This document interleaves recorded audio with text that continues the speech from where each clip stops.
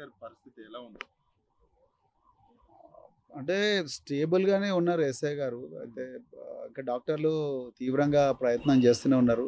మరి విషం మోతాదు ఎక్కువగా తీసుకున్నందుకు కొంత ఆర్గాన్స్ డ్యామేజ్ అయినాయి. అసలు ఈ అయితే ఆయన ఈ ఆ యొక్క మందు తాగడం అదంతా అసలు ఆ పరిస్థితులకు కారణాలు ఏమై ఉంటాయని తెలుసు. అదే నిజంగా బాధాకరం.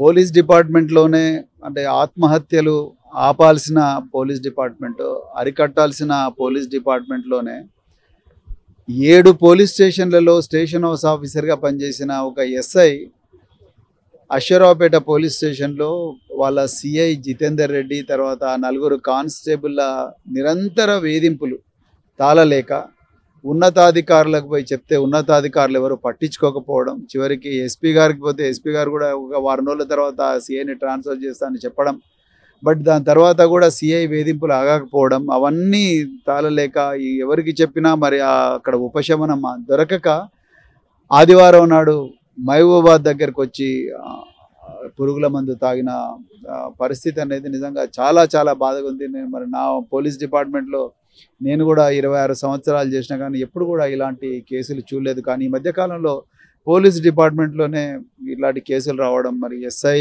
కానిస్టేబుల్ల మీద అత్యాచారం చేయడం, అదేవిధంగా ఒక ఎస్ఐ అది ముఖ్యంగా దళిత సామాజిక వర్గాలకు చెందిన ఎస్ఐలు అసలు ఆ వర్గాల్లో ఉద్యోగాలకు చాలా అంటే వాళ్ళకు ఉండే ఆస్తులే ఉండవు కాబట్టి వాళ్ళు ఉద్యోగమే ఆస్తిగా భావించి రాత్రింబవళ్ళు కష్టపడి ఆ ఉద్యోగంలోకి వస్తారు.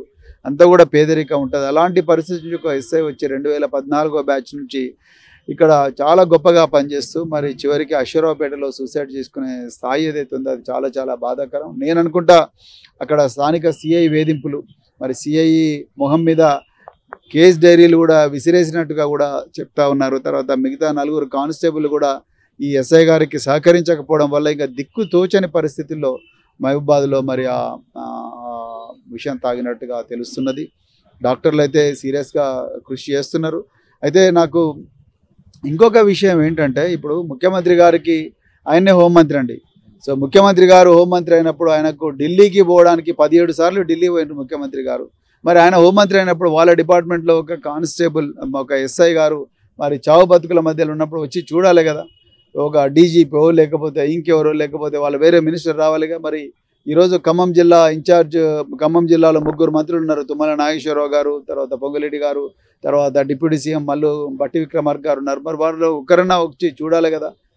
వాళ్ళ జిల్లాలో ఉండే ఒక ఎస్ఐ ఆత్మహత్య యత్నం చేస్తే మరి వచ్చి చూడాలి కదా. ఇంతవరకు ఎవరు కూడా చూడకపోవడం కూడా నాకు చాలా చాలా ఆశ్చర్యంగా ఉన్నది. సో ఇది అంటే బేసిక్గా ఏంటంటే పోలీస్ డిపార్ట్మెంట్ మీద హోంమంత్రి లేడు, ముఖ్యమంత్రికి ఏమో పెద్ద ఇంట్రెస్ట్ లేదు. సో దానివల్ల డిపార్ట్మెంట్లో కింది స్థాయి అధికారులకు జరుగుతున్న అవమానాలు, మరి ముఖ్యంగా దళిత సామాజిక వర్గం, గిరిజన సామాజిక వర్గం, పేద సామాజిక వర్గాల నుంచి వచ్చిన అధికారులకు జరుగుతున్న అవమానాలు కొన్ని కనిపిస్తాయి, కొన్ని కనిపించవు. ఆ అవమానాలకు ఎవరికి చెప్పుకోవాలనో తెలుస్తలేదు. సో ఆ పరిస్థితిలో ఇవాళ పోలీస్ డిపార్ట్మెంట్ ఉంది. ఇంకా ప్రజల ప్రాణాలు వీళ్ళు ఏం రక్షిస్తారు? వాళ్ళ ప్రాణాలే వాళ్ళు కాపాడుకోలేకపోతున్నారు. ఈ ఇన్సిడెంట్ జరిగి ఎన్ని రోజులు అవుతుంది? 3 రోజులు అవుతుంది. 3 రోజులు అవుతుంది. కనీసం మీరు గతంలో కూడా ఒక మహిళ పైన దాడి జరిగినప్పుడు కూడా 3-4 డేస్ తర్వాత బయటకు వచ్చింది.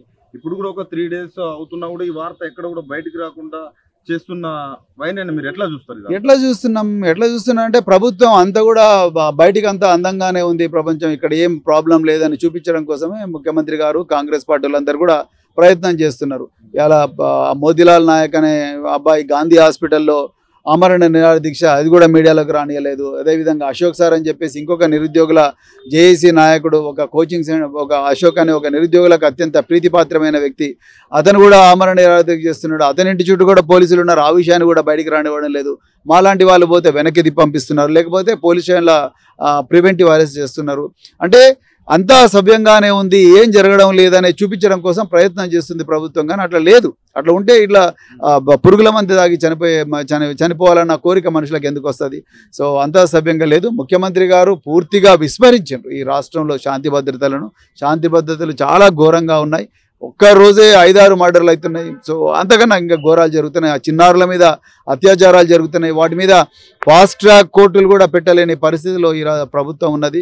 ఇంకా గూండాగిరి, ఇక కాంగ్రెస్ వాళ్ళు అయితే విచ్చలవిడిగా గూండాగిరి చేస్తూ ఉన్నారు. పట్టపగలే గుత్పగడ్డలు తీసుకొని కొడతా ఉంటే పోలీసు వాళ్ళు ప్రేక్షక పాత్ర చేస్తూ ఉన్నారు. దాని అందరికీ కారణం ఏంటంటే ముఖ్యమంత్రి గారికి రాష్ట్రంలో శాంతి భద్రత మీద ఏమాత్రం శ్రద్ధ లేదు. రాష్ట్రానికి హోంమంత్రి లేడు. అందుకొరకు ఇప్పుడు శ్రీరాముల శ్రీను గారి కుటుంబాన్ని ఆదుకోవాలి, ఆయన బతికించాలి.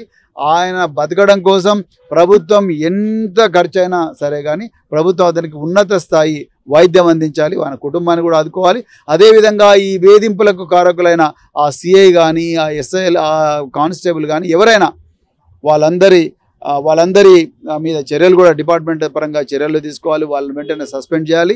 అదేవిధంగా రాబోయే రోజుల్లో మళ్ళీ ఇలాంటివి జరగకూడదంటే తప్పనిసరిగా పోలీస్ డిపార్ట్మెంట్లో కూడా అంతర్గతంగా కౌన్సిలింగ్, తర్వాత ఈ ఏవైతే బాధలు వివక్షలు ఏవైతే ఉన్నాయో అవి చెప్పుకోవడం కోసం ఒక ఛానల్ అనేది డీజీపీ కానీ ముఖ్యమంత్రి కానీ ఎవరో ఒకరు ఏర్పాటు చేయాలి. లేకపోతే ఇవన్నీ చెప్పుకోలేక పోలీస్ డిపార్ట్మెంట్లో ఏంటంటే యూనిఫామ్ వేసుకొని ఉంటారు.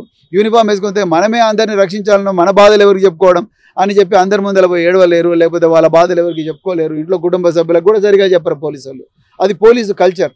సో అట్లాంటప్పుడు మరి పోలీసుల లోపల ఇలాంటి బాధలు ఉండి, ఇలాంటి టెండెన్సీస్ ఉండి, ఇలాంటి వివక్షకు గురైన వాళ్ళు చెప్పుకోవడానికి ఒక వేదిక అనేది ఉండాలి. ఆ వేదిక కూడా మరి ప్రభుత్వం కల్పించాల్సిన అవసరం ఉందని చెప్పి డిమాండ్ చేస్తూ మరి ఈ కుటుంబం వెనక బీఆర్ఎస్ పార్టీ తప్పకుండా ఉంటుంది. వాళ్ళకు ఎట్టి పరిస్థితుల్లో కూడా వాళ్ళకు అన్యాయం జరగనివ్వమని చెప్తూ మరి శ్రీరాముల శ్రీను గారు వెంటనే కోలుకోవాలని, అదేవిధంగా ఆయన ఈ పరిస్థితికి రావడానికి కారకులైన అధికారులను వెంటనే సస్పెండ్ చేయాలని చెప్పి డిమాండ్ చేస్తూ ముగిస్తున్నాను. Thank you very much. జై తెలంగాణ.